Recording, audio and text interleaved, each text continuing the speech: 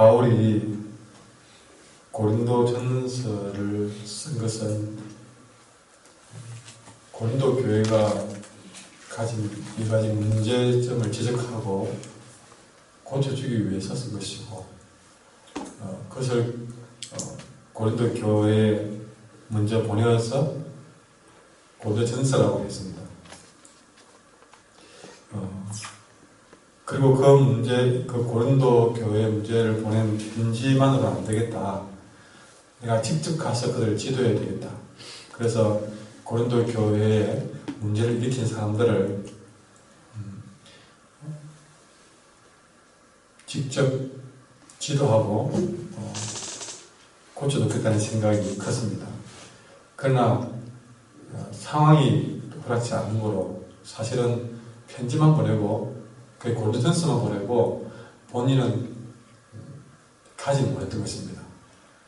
근데 그 사이에 고린도교회 안에서 문제를 일으킨 사람들은 봐라, 이 바울이 이런 문제가 있지 않느냐. 그만큼 바울은 믿지 못할 사람이고 결국 바울이 써보낸 편지조차도 믿지 못할 것이고 바울이 가르친 것도 믿지 못한다. 이런 정도로 나온 것입니다.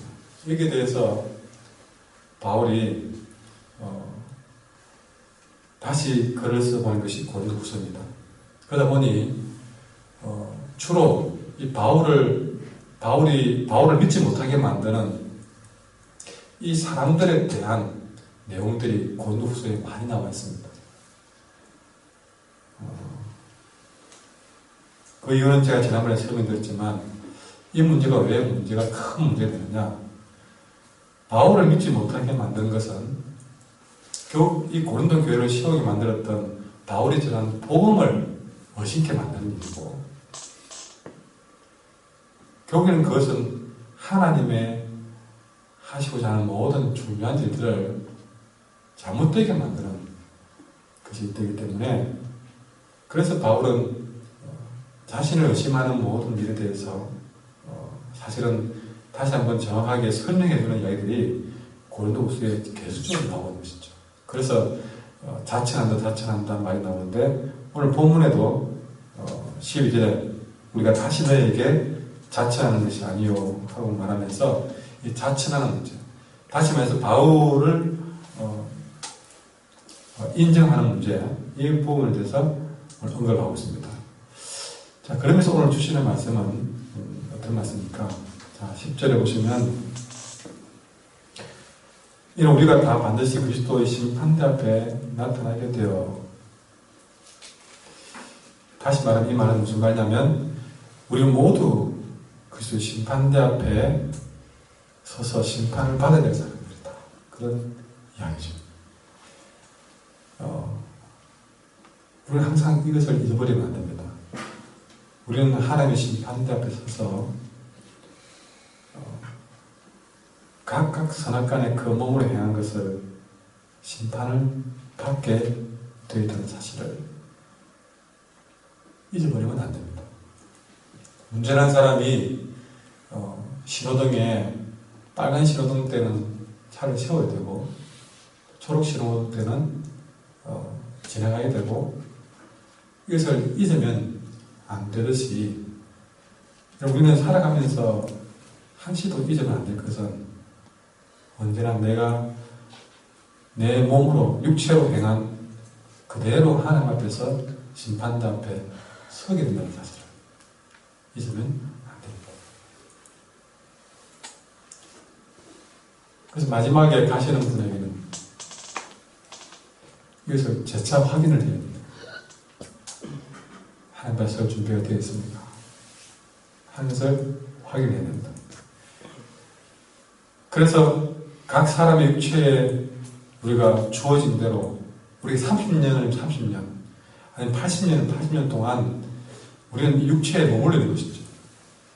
육체를 가진 동안 내가 육체를 가지고 행한 모든 일을 가지고 선하게 행한 사람은 그 선한 일에 대한 상을 받게 될 것이고, 그 심판대 앞에서 육체를 가지고 내가 행한 일이 악한 일을 했을 때는 그 악한 일에 대한 마땅한 벌을 받게 되는 이것을 우리 인식하고 살아야 한다는 것이죠.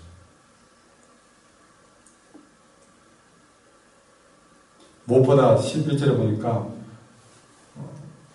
우리는 주의 두려우심을 안고로 사람들을 고민하는가 우리가 하나님 앞에서 알려졌다.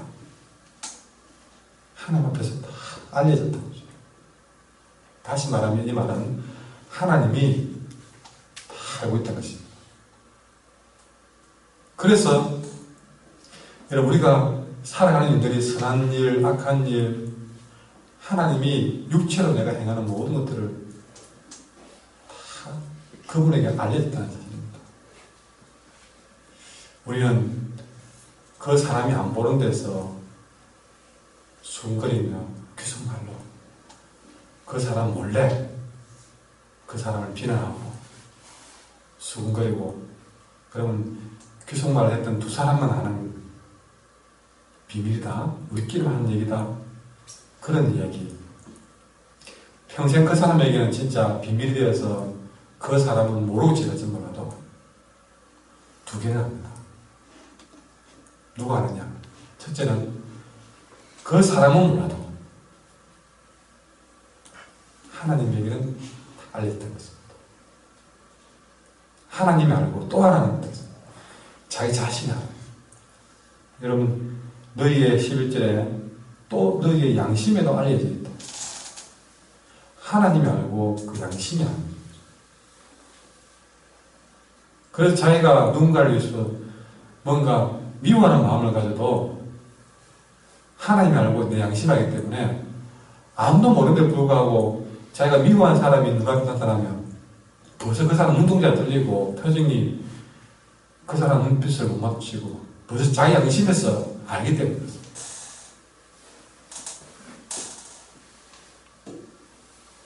괜히 말하지 않는데 불구하고 변명하고 하나님이 알고 그 양심도 한다. 그래서 여러분 11절에 우리는 주님이 두렵다는 것입니다. 왜 두려우냐? 그분이 무서워서 두려우냐? 아니요. 그분이 내 자신의 살아온 걸 다 봤기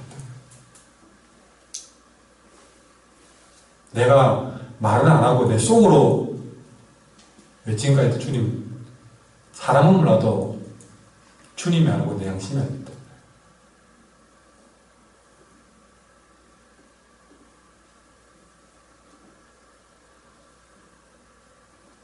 무엇보다 두려운 것은 나를 아는 그분이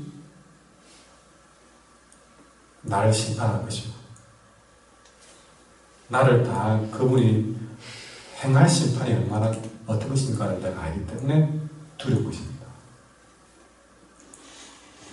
그런데도 불구하고 사람들은 그 사람이 안 보는 데서 얼마나 비겁하고 여러분 수근거리고 그 사람 비난하는 것을 겁없이 행하는지 그게 참 두렵습니다. 교인이라 그러면서 안 보는 데서 수근하는 거 정말 어리석은 일입니다. 제발 그러지 마십시오. 근데 여러분 하나님이 또 알지만요 여러분끼리 수근거리는 것도 다 들려옵니다. 다 들려와요.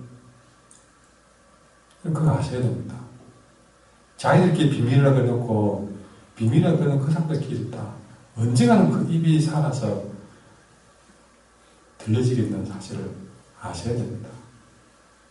한국의 교인들은 어디 앉아서 수근거리지 마세요. 참으로 두려운 일입니다. 여러분이 진정 하나님을 믿고 성경을 믿는다면 이런 말씀을 들을 때에 정신이 바짝 들어야 됩니다. 정말 내가 안 보는 홀로 있는 순간에 하나님이 내 곁에서 나를 많이 보고 있다는 사실을 좀 알고 사셔야 됩니다. 우리는 양심까지도 다 드러내는 사람들처럼 양심이 숨어있지 않고 양심이 다 배 밖에 드러나 있는 사람처럼 사셔야 됩니다. 그래서 내 양심이 찔릴 만큼 내 마음으로 지은 소리도 하나님 앞에 회개할 줄 알아야 된다는 사실이죠.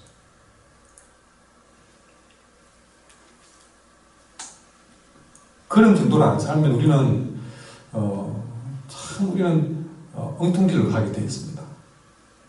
그 하루 종일 내가 말 한마디 안 하더라도 양심의 무한 죄 때문에 와서도 하나님 앞에 회개하고 그런 정도까지 여러분 우리가 이번 주일 낮에 욥에 대한 말씀을 보았잖아요. 욥은 그런 삶을 살았습니다. 양심으로 지은 죄도 하나님 와서 회개할 줄 알았던 그런 마음을 가진 사람들이었죠. 바울은 이런 두려운 심판을 알았기 때문에 이 바울은 사람들에게 복음을 들고 말씀대로 살도록 권면하기에 힘을 썼던 것입니다. 여러분 말씀대로 살아야 됩니다. 정말 살아야 됩니다.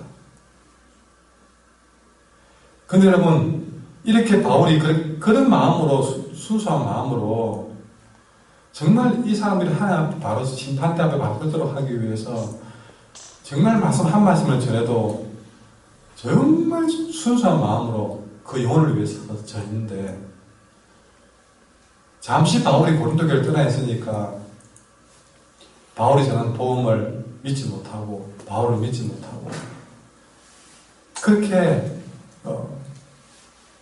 또 다른 사람들이 그렇게 속인다고 고린도 교회들은 그 말을 따라가고 그렇게 된 것이죠. 그래서 12절에 우리가 다시 너에게 자천하는 것이 아니요라고 했습니까?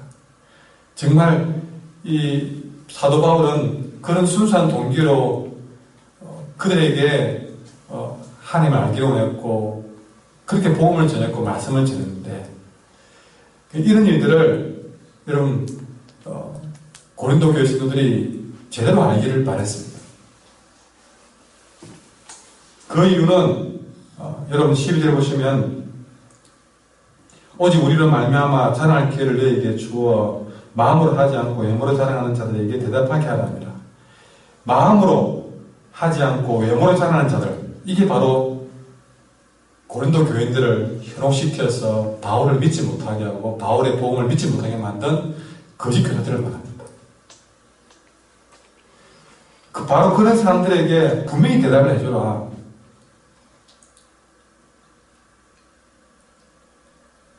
여러분 우리가 살아가면서 정말 이 땅에 하나님 앞에 바로 서도록 하나님 심판대 바로 서도록 그렇게 사셔야 되고 또한 여러분 이 강단에서 증거하는 하나님의 말씀을 여러분들은 그 말씀을 듣고 말씀대로 살아야 될 줄 믿습니다.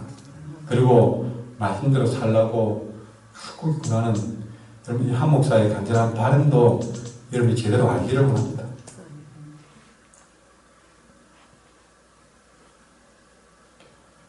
이 바울은 적어도 여러분 14절에 보시면 그리스도의 사랑이 우리를 강권하고 13절에 우리가 믿었어도 하나님을 위한 것이고 정신이 온전해도 너희를 위한 것이다.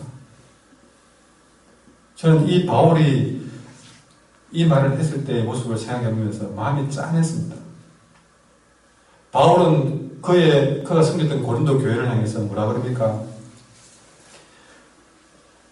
오죽했으면 바울이 이런 말을 했을까 생각해봤습니다. 내가 미쳐도 하나님을 위해서 정신이 온전한 너희를 위해서입니다. 미쳐도 정신이 온전해도 하나님을 위해서 너희를 위해서 그렇게 미쳤고 온전했다 얘기를 하는 것입니다. 오죽 그들이 정말 바울의 복음을 의심을 했으면 이런 정도의 이야기를 했을까 하는 생각을 했습니다. 그리스도 사랑이 우리를 강권해서 살았다. 바울은 그런 사람이었습니다. 적어도 바울은 이익을 탐하는 거짓 교사들과는 다르게 바울은 고린도 교회를 향해서 미쳐도 그들을 위해서 미쳤고 살아도 그들을 위해서 살았고 죽어도 그들을 위해서 살았고 주님을 위해서 살았고 정말 살아도 죽어도 다 너희를 위해서 고린도 교회를 위해서 살았다는 것이죠. 그 모든 삶이 그리스도의 사랑에 강권된 삶을 살았습니다.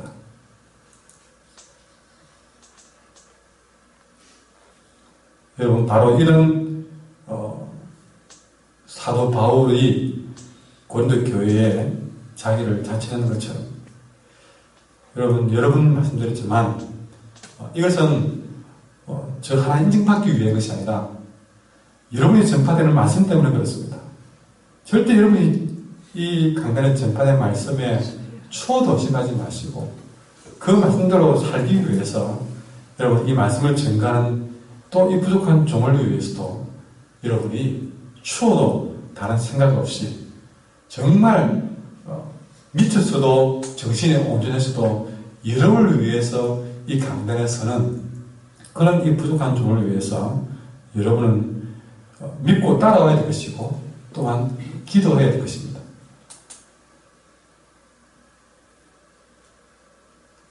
한편 사도 바울은 16절에서 성도가 더 이상 세상 기준으로 살지 말고 하나님 주신 그런 기준으로 살아야 된다고 말씀을 하면서 16절에 뭐라고 얘기하십니까?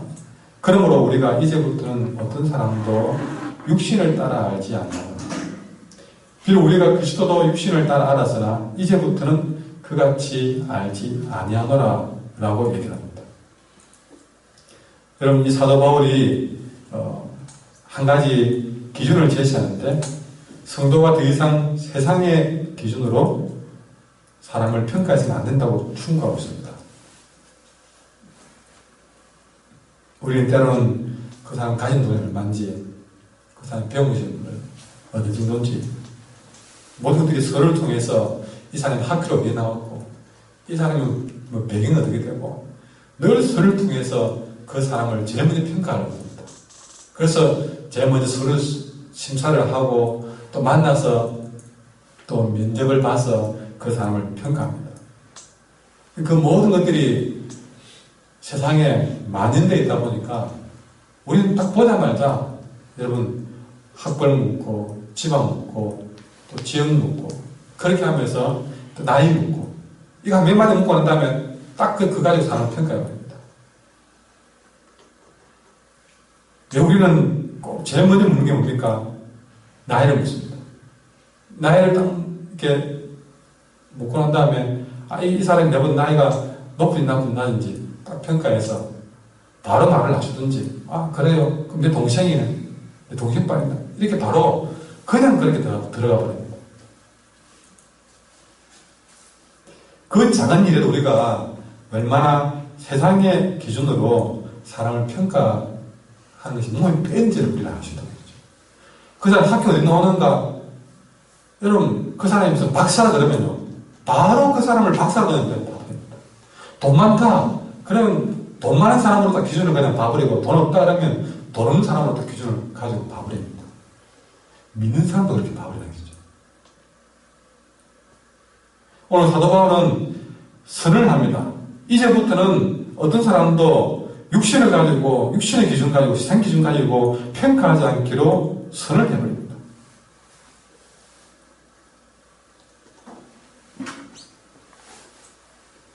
여러분 우리가 살아가면서 이런 일을 스스로가 결정하셔야 됩니다. 내가 이렇게 안 살아야 되겠다.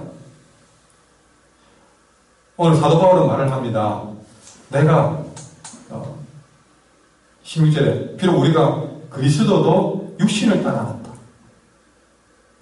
사도 바울 자신도 예수님을 인간인 기준으로 본 적이 있었습니다. 그래서 예수 믿는 사람을 무시하고 핍박했던 적이 있었습니다. 인간인 기준으로 저 예수는 목수의 아들인데 나는 그래도 최고의 학부에 나오는데 이런 기준 가지고 보니까 예수님도 아무것도 아니고 그 예수를 믿는 사람들도 아무것도 아니니 핍박했던 것이죠. 그러나 이제부터는 그렇게 하지 않겠다 얘기했습니다. 해당 기준으로 가지니까요 예수님도 박해하지 않습니다. 그만큼 인간인 기준은 무서운 것입니다. 다시 말하지만 더 이상 예수님도 성도도 사람도 인간인 기준으로 평가하지 않겠다고 우리는 다짐하셔야 됩니다. 그래서 여러분 인간인 기준 가지고 평가하는 사람이 있으면 찾아가서 잘못했다 회개하십시오. 그런 용기가 필요합니다. 우리가 마음만 가지고 그래야 되겠다 마음 먹으면 안 바뀝니다. 딱 가만히 내가 진심으로 회개하지 않으면 바뀝니다. 내가 너를 좀 그 사람이 좀 상처받을 것 같아서 좀 그걸 하면 좀 돌려서라도 아니면 손잡고 내가 당신을 잘못 평가했습니다. 죄송합니다. 저도 그 정도는 하셔야 됩니다. 그래야 바뀝니다. 여러분 우리가 이렇게 살아야 될 이유가 있습니다. 우리 예수 믿는 사람들은 적어도 15절에 보시면요. 삶의 목표가 바뀌어야 됩니다. 15절에 뭡니까? 보시면 오직 그들을 대신하여 죽었다가 다시 살아나신 이를 위하여 살게 하여야 합니다. 우리가 어떻게 삶의 목표가 바뀌어야 되느냐? 우리는 지금까지 나를 위해 살았습니다. 나를 위해 살았는데 이제 우리가 예수님을 제대로 믿으면 우리의 목표는 바뀌어야 됩니다. 어떻게 해요? 날 대신에 죽었다가 다시 산 예수님을 위해 사는 사람으로 바뀌어야 됩니다. 그래서 우리는 더 이상 사람을 인간적인 기준으로 평가하지 않는다는 거죠. 그리고 우리가 이렇게 바뀌어야 될 이유는 18절에 모든 것이 하나님께로 났으며 그가 자기 그리스도로 말미암아 우리를 자기와 화목하게 하시고 또 우리에게 화목하게 하는 직분을 주셨습니다. 우리에게 직분이 바뀌었습니다. 어떻게 바뀌었느냐? 우리는 해야 될 일이 바뀌었는데 화목하게 하는 일을 우리에게 직분을 주셨습니다.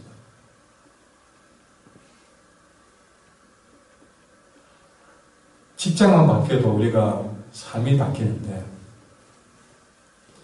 여러분 하나님 준 우리의 해야 될 일이 바뀌었습니다.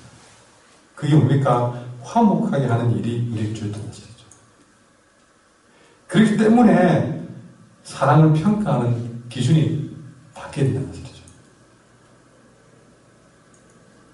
그 기준이 안 바뀌면 우리는 절대 화목하게 하는 일을 할 수가 없습니다.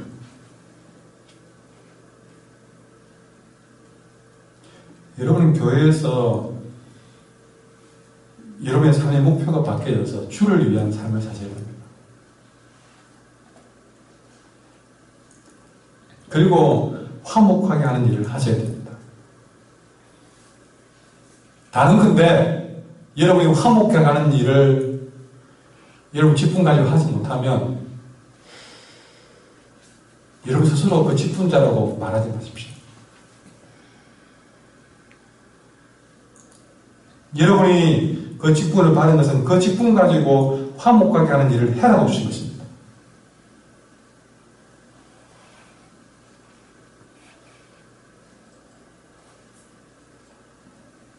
우리는 이렇게 17절에 그리스도 안에 있으므로 새로운 피조물이라 이전 것은 지나갔으니 보라 새 것이 되었다.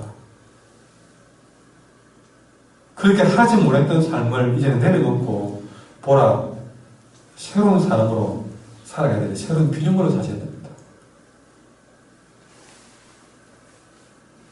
바울이 왜 이런 충고를 했느냐? 여전히 고린도 교인들이 세상적인 기준으로 가르치는 잘못된 사람들의 영향을 받고 있기 때문입니다.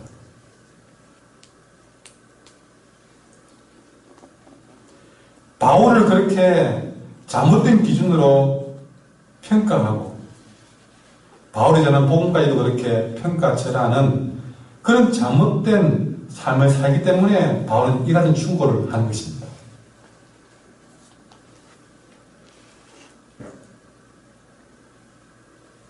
그럼 아직도 우리 교회 안에도 정말 잘못된 생각으로 화목하게 하지 못하는 일들을 하시는 분들이 있습니다.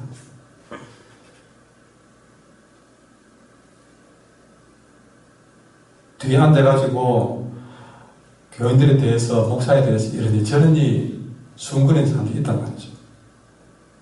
안 보는 것입니까? 하나님이 다 보고 있습니다. 여러분 양심이 보고 있습니다. 그리 말해놓고 안 한들거려도 다 목사에게 다 들어옵니다. 누가 무슨 말을 했다는 말 다 들어옵니다. 근데 그런 얘기 때문에 또 그런 이야기를 함으로써 어떤 사람들이 신앙의 손해를 보고 교회도 못 나오고 있다는 얘기 듣는다고 하죠. 명식 직분자라는 사람들이 그렇게 하는 말이 들릴 때에 저는 너무 가슴이 아픕니다.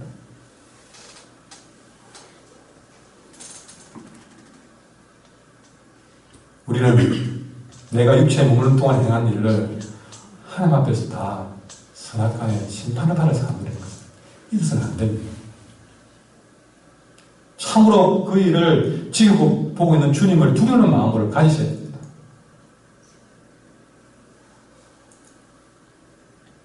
화목하게 하는 일을 위해서 직분을 주셔야 합니다. 왜 여러분은 화목하게 하는 일을 하지 않습니까? 다시 한번 부탁하지만 우리가 새로운 비전이 맞다면 지금까지 한 일은 중단하시고 보라, 새것이 되어도라는 삶을 사셔야 될 줄 믿습니다.